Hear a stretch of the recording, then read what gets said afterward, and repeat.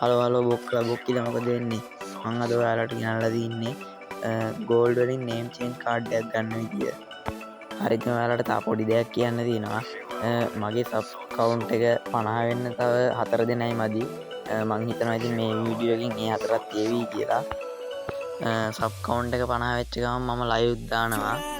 හරි ඉතින් කතා කරා ඇති අපි වැඩි කතා නැතුව යන්න අපි වීඩියෝ එකට. It's hard to breathe, but that's alright. Hush.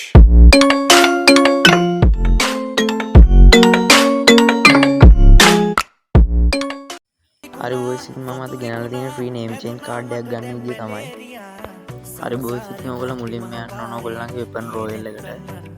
Weapon royal එකට ගියාට පස්සේ ඔයගොල්ලන්ට බලා ගන්න පුළුවන් ඩයිනමික් ඩුවෝ කියලා බොක්ස් එක. අන්නේ ඩයිනමික් ඩුවෝ කියන බොක්ස් එකක් ඔයගොල්ලෝ ගන්න ඕන. නැත්නම් ඔයගොල්ලන්ට මෙහෙම කරන්න පුළුවන්. ඔයත් එක්ක ඩයිනමික් ඩුවෝ එක දාන්න කැමති වෙච්ච පාර්ට්නර් ඉන්නේ. ඩයිනමික් ඩුවෝ පාර්ට්නර් එයා ගාව මේ ඩයිනමික් ඩුවෝ බොක්ස් එකක් තියෙනවා. ඔයාට එයාට කියත එයාගේ බොක්සෙන් ඩයිනමික් ඩුවෝ එක දාන්න කියලා.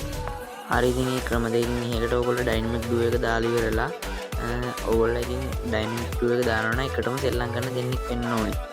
එකටම මැච් ගහන දෙන්නෙක් වෙන්න ඕනේ. ඔය දෙන්න හොඳම යාළුවෝ දෙන්නෙක් වෙන්න ඕනේ. ඔයගොල්ලෝ එකටම සෙල්ලම් කරන දෙන්නෙක් වෙන්න ඕනේ කිව්වේ ඔයගොල්ලෝ දෙන්න එකටම සෙල්ලම් කරද්දි සතියට පොයින්ට් 100ක් අප් වෙනවා.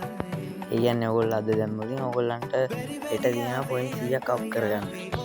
ඔයගොල්ලෝ පොයින්ට් වලින්ම කියන්නේ සෙල්ලම් කළාම ගහ ගන්න පුළුවන්. ඒ කියන්නේ සෙල්ලම් කළාම අප් කරන්න බලනවා නම් ඔයගොල්ලන්ගේ තියෙන පොයින්ට් ගාණ යනවා අඩු වෙනවා. ඔයගොල්ලන්ට නේම් චේන්ජ් කාඩ් එක ගන්න නම් පොයින්ට් 300ක් ගහන්න ඕනේ. ඔයගොල්ලන්ට පොයින්ට් 300ක හදා ගන්න ඕන නම් ඔයගොල්ලෝ දෙන්නම ගාව කොයින් තියෙන්න ඕනේ. කොයින් තියෙන්න ඕනේ කියන්නේ කොයින් ලක්ෂ 3ක්වත් තියෙන්න ඕන අඩුම තරම. එතකොට ඔයගොල්ලෝ එක්කෙනෙක් ගාව 1,50,000ක් විතර තියෙන්න ඕන කොයින්. ඉතින් ඔයගොල්ලෝ එහෙම කොයින් එක දුරගත්තන් පස්සේ කරන්න ඕනේ ෂොප් එකට ගියන් පස්සේ ෂොප් එකේ තියෙනවා කොයින් වලින් ගිෆ්ට් දෙන්න විදියක්. ඔයගොල්ලන්ට ගිෆ්ට් කරන්න තියෙන්නේ පෙට්ලා තියෙනවා, කැරක්ටර් ස්කිල් තියෙනවා, තව ඇවටාර් තියෙනවා. ඉතින් බොයිස් ඔය ඇවටාර් බැනර්ස් එකකින් පොයින්ට් 6ක් අප් වෙනවා. තව කැරක්ටර් ස්කිල් එකකින් පොයින්ට් 10ක් අප් වෙනවා. පෙට් ස්කින් එකකිනුත් පොයින්ට් 10ක් අප් වෙනවා. ඉතින් බොයිස් මම නම් කියන්නේ ඔයගොල්ලන්ට ඇවටාර්ස්ම මේ ගිෆ්ට් කරගන්න කියලා. මොකද කැරක්ටර් ස්කිල් එකකිනුයි පෙට් ස්කින් එකකිනුයි ඔයගොල්ලන්ට අප් වෙන්නේ පොයින්ට් 10යි. ඒවා ගිෆ්ට් කරගන්න එපා කියන්නේ වැඩිය ඒ කොයින් ඒ කියන්නේ මේ කැරක්ටර් ස්කිල් එකකුයි පෙට් ස්කින් එකකුයි දෙකම 10,000ක් වෙනවා. ඇවටාර් එක ඔයගොල්ලන්ට ගන්න පුළුවන් 5,000යි. දැන් ඔයගොල්ලෝ කැරක්ටර් ස්කිල් දාගත්තොත් ඔයගොල්ලන්ට අවාසි වෙනවා. කැරක්ටර් ස්කිල් එකක් 10,000යි.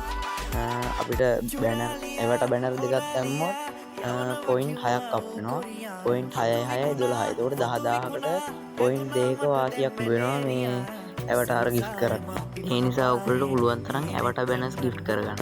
එතකොට ඔයගොල්ලන්ට ඇවටාර් බැනර්ස් 5ක් ගිෆ්ට් කරගත්තොත් පොයින්ට් 10ක් නිකන් අප් වෙනවා. ඔයගොල්ලන්ට ඉතින් නේම් චේන්ජ් කරන්න ඩයමන්ඩ් නැත්තම් තියෙන ලේසිම ක්‍රමය මේක තමයි නේම් චේන්ජ් කාඩ් එකක් ගන්න. අනිත් එක ඉතින් අද කාලේ ඩයමන්ඩ් වල ගණන් බැලුවොත් ඉතින් මේක තමයි තියෙන හොඳම ක්‍රමේ නේම් චේන්ජ් කාඩ් එකක් ගන්න. ඔයගොල්ලෝ ඩයමන්ඩ් දීලා නේම් චේන්ජ් කාඩ් එකක් ගන්න ගියොත් ඔයගොල්ලන්ට වීක්ලියක් දැම්මත් මදිනේ වීක්ලියකුත් දැන් 600ක් විතර එනවා. ඒ සල්ලි ගියාම ඔයගොල්ලන්ට වෙන මොනවා හරි කරගන්න පුළුවන්. ඔයගොල්ලන්ට ඉතින් නේම් චේන්ජ් කාඩ් එකක් ගන්න ලේසිම ක්‍රමය තමයි.